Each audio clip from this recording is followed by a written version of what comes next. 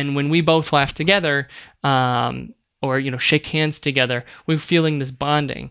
But if you touch your face and I touch your face, we are working together, and in some ways, that raises our kind of social connection. Think of like a concert, right? You go to a concert and everyone's clapping hands together, and you turn to the person next to you and they're clapping hands and you're clapping hands, and you both smile and like you're having a fun time.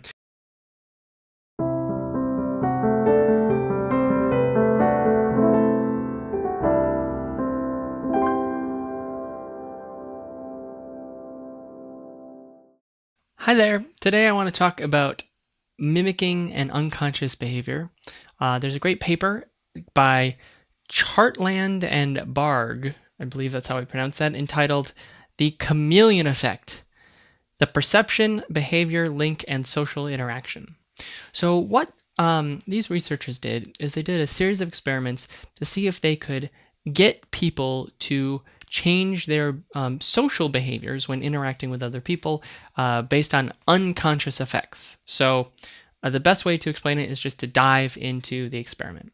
So basically, the way these experiments worked is people came in and they thought they were doing a study about, some sort of brain like memory test or something, but it wasn't actually about that. The true experiment was not given to the participants.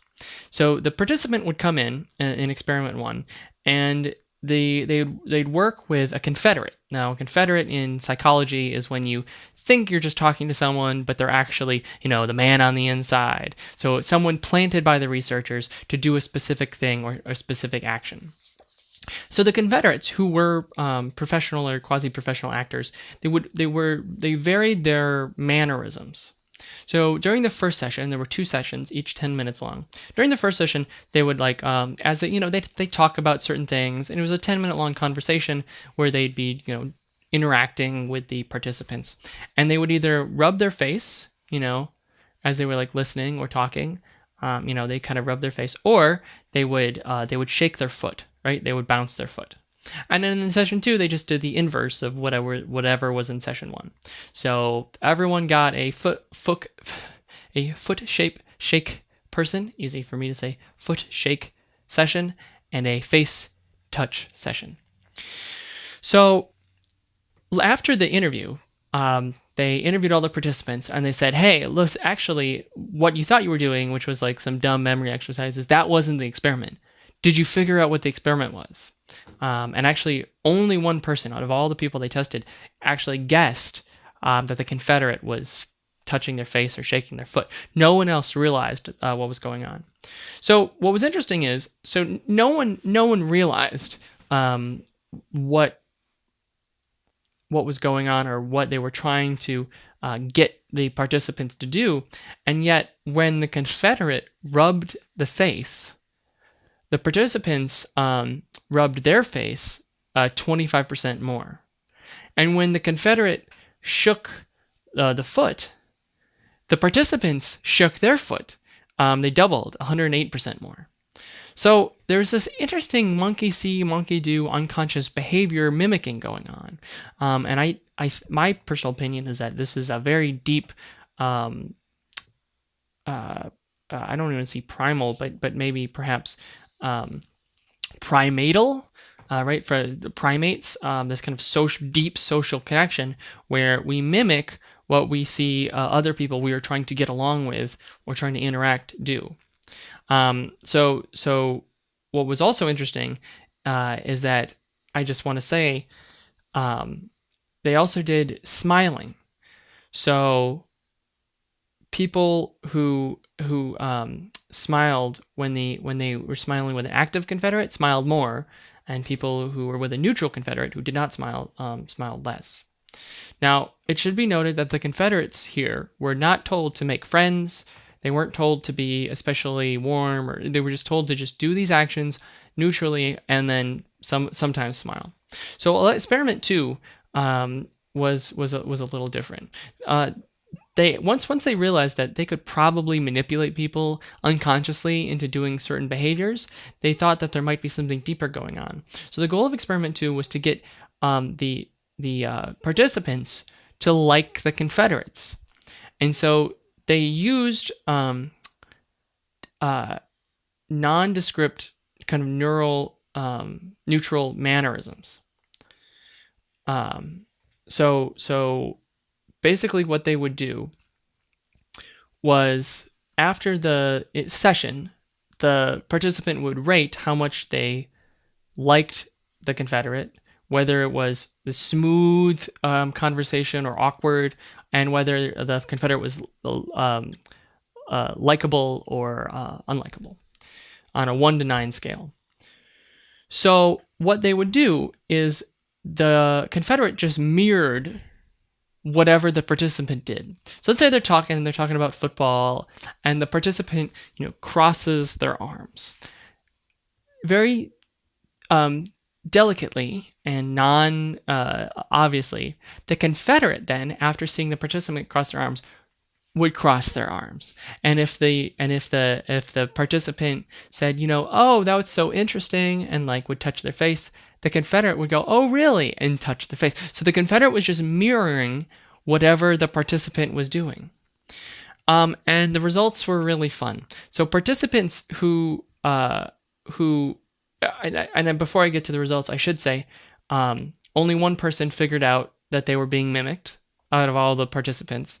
And they actually had a panel of judges watch the Confederates and rate them.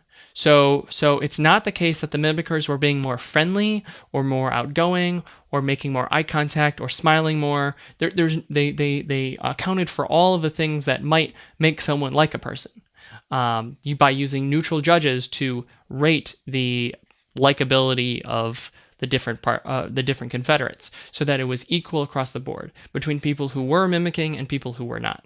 So it's definitely not that they were mimicking, and by mimicking they seemed more engaged. That was not the case. They were just copying the behavior.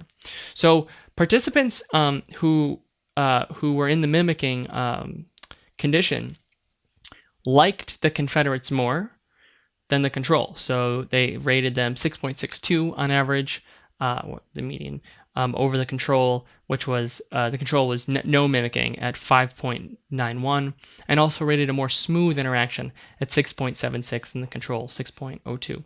So it seems that if you want to be really likable, there's a whole these things about how to make friends and how to be likable and how to have a smooth interaction. It seems that maybe the way to go is just whenever you're interacting with anyone, whatever they do, just mimic their behaviors. So if someone is talking a lot with their hands, you should talk a lot with their hands. If someone is sitting back, arms crossed, you should sit back, arms crossed. It is interesting that it seems to make the reactions go smoother. Now, experiment 3 was the same, and they did the same things as experiment 1 or 2, except this time they put participants they gave them a quiz to see whether they were more empathetic or less empathetic. So certain people are naturally more empathetic people. So imagine, you probably know someone who's like a nurse and has cares for stray dogs and is a really, cries at movies and is a really empathetic person. And then there are people who are more down business sorts, economists, not all economists, some economists, and so they wanted to see if there was a pattern, and not surprisingly, people who were highly empathic joined in with the face touching and the foot shaking more times a minute than the other people. So people who are more empathetic are more likely to be influenced by this unconscious behavior of mimicry. Now, we don't exactly know why people do this. My guess is that people want to relate. We're humans. We want to connect, and obviously, smiling, laughing, looking into each other's eyes. There are classic actions that we take as humans that demonstrate that I am trying to I'm friendly, right? It's like the human version of the dog tail wag, right? So when the dog sees you and wags the tail, you know that the dog is friendly. Well, we don't have a tail, so what humans do is we smile and we laugh and we look at each other in the eyes, or we take non-threatening kind of behaviors.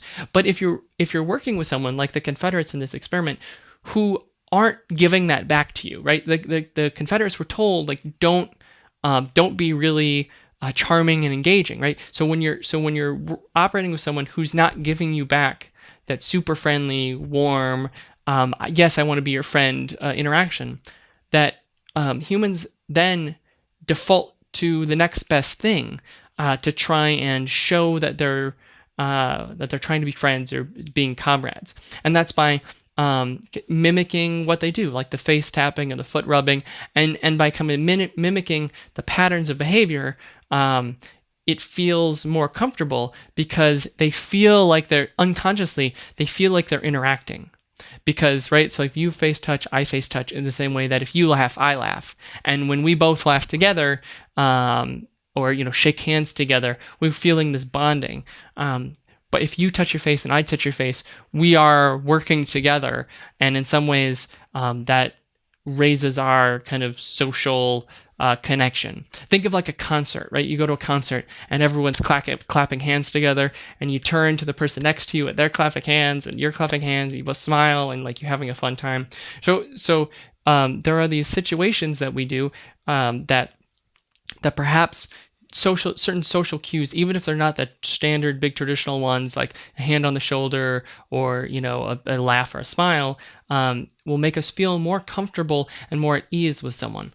So if you're a politician and you want to seem likable, or if you work at a business, you're a manager and you want to seem likable, there are obviously all sorts of books that you can do to how to make friends and be sociable and persuadable. But one thing to think about, especially if you have to do so in a professional context, maybe you're an attorney, something like that, you should think about this research of mimicking behavior to form camaraderie. It's very interesting. I encourage you to check it out and read the full blog in the link below. Thank you so much.